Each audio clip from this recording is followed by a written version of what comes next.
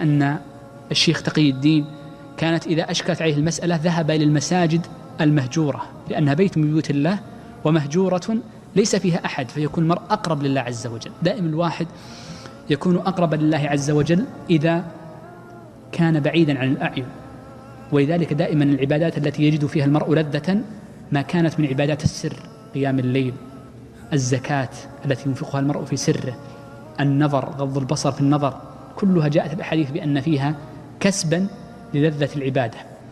فكان يأتي هذه المساجد المهجورة ويكثر من السجود والتضرع ويقول: اللهم يا معلم آدم علمني ويا مفهم سليمان فهمني.